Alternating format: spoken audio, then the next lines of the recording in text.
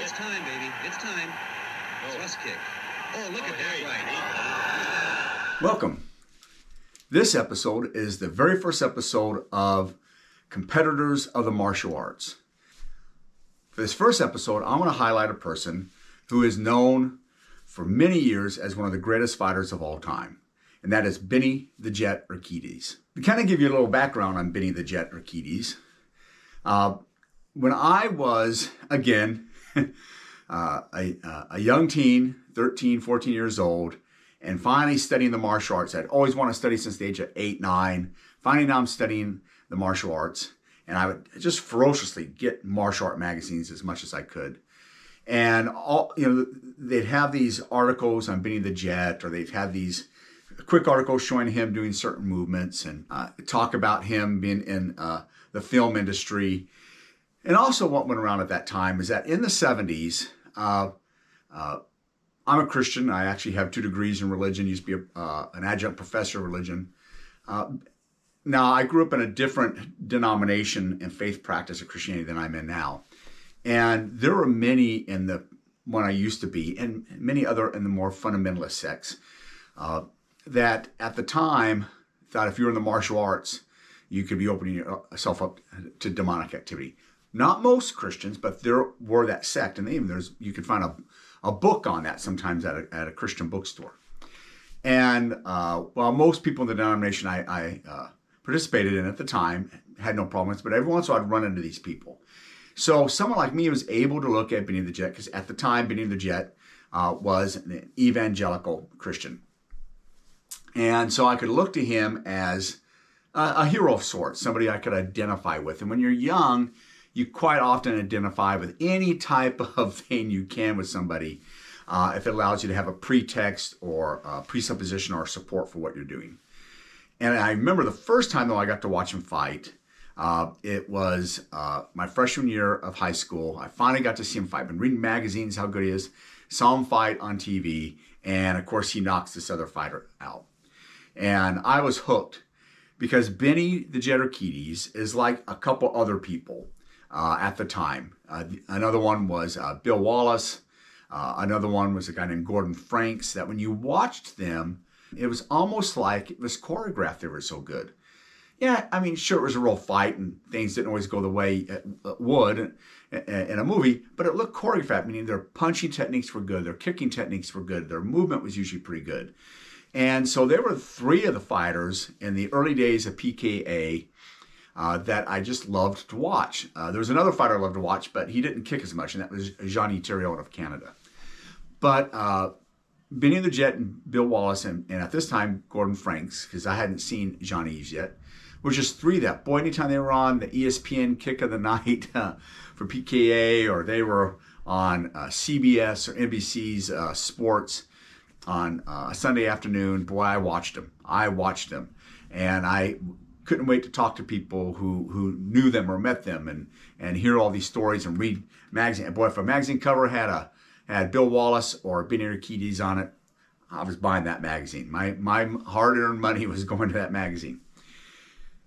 And so much made Benny a special fighter.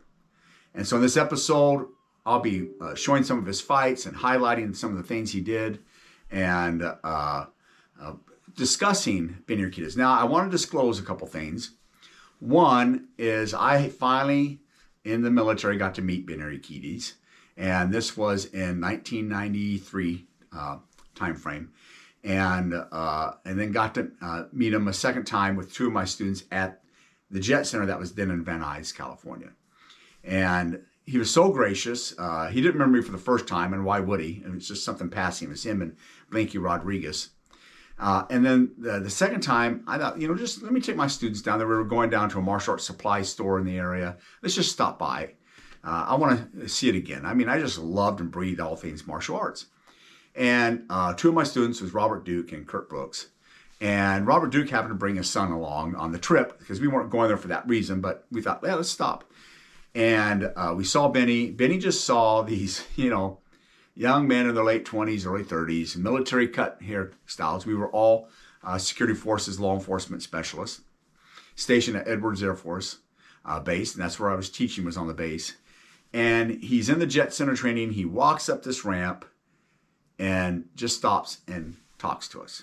He doesn't say, "Hey, who are you?" He comes up and says, "Hi, I'm Benny Urquidez." And he just starts talking and shakes our hands. And he gave us, and I'm not exaggerating, it was at least 30 minutes of talking to us. And he talked to Robert Duke's son, whose name is Daniel. And he talked to all of us, shook our hands, and he gave all of us an open invitation. Anytime we wanted to come work out the Jet Center, we were serving our country, we could come down and work out for free.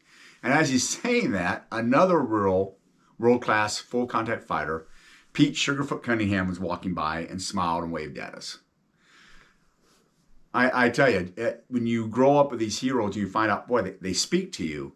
It's amazing. I know of a martial artist who's in North Carolina. He is still a teen, so I don't want to mention his name. He is part of the Kitakitamu system out of Spartan. He attended a seminar within the last year, and he sent me a message about it, and just was like, boy, he fell in love with it. Just loved having a seminar of Benny Urquidez. And so it's just great when you get to meet these heroes, and you find out they're like that all the time. The other thing I want to mention, though, is shameless plug, is there's a book that I co-wrote with Alfred Urquidez. This book was co-written, about a decade ago. It really is, Alfred wanted me to be on the book. It's really Alfred's writing and thoughts. All I did was go through and edited some of the things. It took Alfred a couple years, but it really is all his thoughts about the Urquidez legacy, Shotokan Kempo, Five Family and Faith. It's an insight into the Urquidez legacy. And when people find out I wrote that book, they sometimes want to ask about Benny, and I have to remind them, I'm not Benny's friend. I've only met him a couple times. I'm really Alfred's friend. But in any case, what Benny has done for the martial arts and competitive fighting, whether it was point fighting or kickboxing, and need I say MMA, and there's a reason for that, is phenomenal. And he was really one of the true first champions of what they would call at the time full contact karate or kickboxing, who would go out of the PKA circuit and also go on what was called the WKA and fight in Asia and in Europe. And he was one of the first because the PKA, while it gave world champions, most of the PKA fighters were fighters from North America, United States and Canada.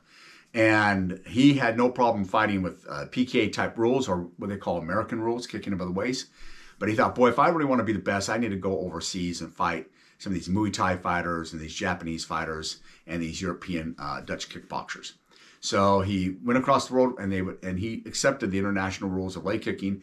And sometimes they started changing the rules a little bit because he was known to hurt his opponents with throws and stuff. And they're like, no more throws.